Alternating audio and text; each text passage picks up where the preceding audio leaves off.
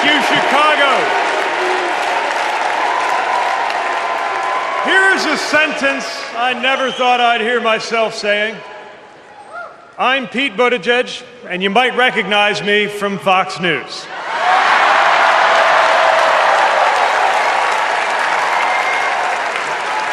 I believe in going anywhere, in service of a good cause, and friends, we gather in a very good cause, electing Kamala Harris and Tim Walz, the next President and Vice President of the United States.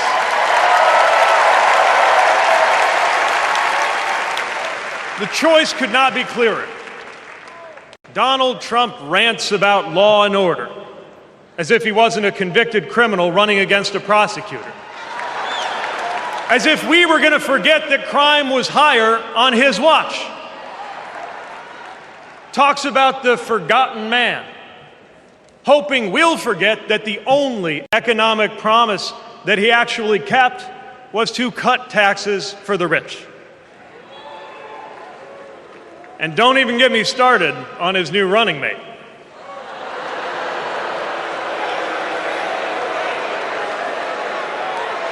At least Mike Pence was polite. J.D. Vance is one of those guys who thinks if you don't live the life that he has in mind for you, then you don't count. Someone who said that if you don't have kids, you have, quote, no physical commitment to the future of this country. You know, Senator, when I deployed to Afghanistan, I didn't have kids then. Many of the men and women who went outside the wire with me didn't have kids either. But let me tell you, our commitment to the future of this country was pretty damn physical.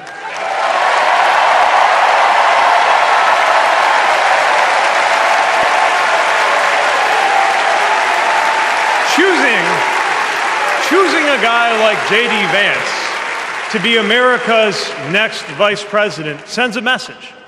And the message is that they are doubling down on negativity and grievance.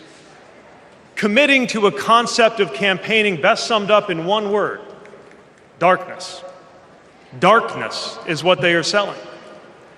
The thing is, I just don't believe that America today is in the market for darkness. I believe America is ready for a better kind of politics. Yes, politics at its worst can be ugly, crushing, demeaning, but it doesn't have to be. At its best, politics can be empowering, uplifting. It can even be a kind of soulcraft. My faith teaches me that the world isn't made up of good people and bad people, but rather that each of us is capable of good and bad things.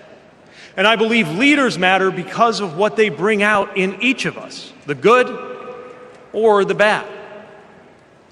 Right now, the other side is appealing to what is smallest within you. They're telling you that greatness comes from going back to the past. They're telling you that anyone different from you is a threat. They're telling you that your neighbor or nephew or daughter who disagrees with you politically isn't just wrong, but is now the enemy. I believe in a better politics, one that finds us at our most decent and open and brave. The kind of politics that Kamala Harris and Tim Walz are offering. And as you have felt these many days, that kind of politics also just feels better to be part of. There is joy in it, as well as power. And if all of that sounds naive, let me insist that I have come to this view not by way of idealism, but by way of experience. Not just the experience of my unlikely career. Someone like me serving in Indiana, serving in Washington, serving in uniform. I'm thinking of something much more basic. I'm thinking of dinner time at our house in Michigan.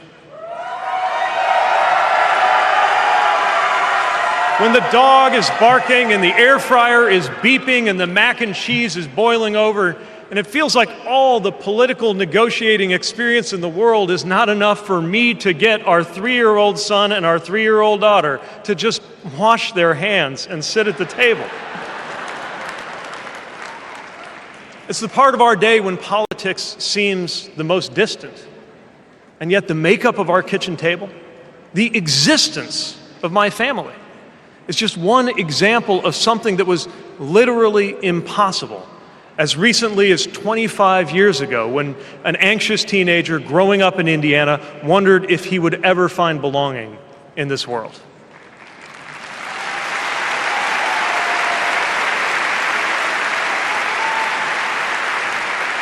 This kind of life went from impossible to possible, from possible to real, from real to almost ordinary in less than half a lifetime.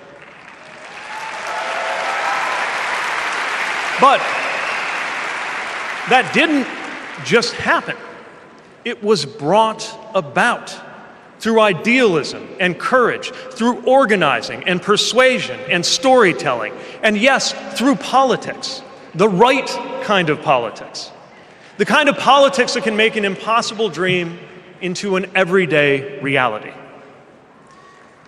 I don't presume to know what it's like in your kitchen, but I know, as sure as I am standing here, that everything in it, the bills you pay at that table, the shape of the family that sits there, the fears and the dreams that you talk about late into the night there, all of it compels us to demand more from our politics than a rerun of some TV wrestling death match. So this November, we get to choose.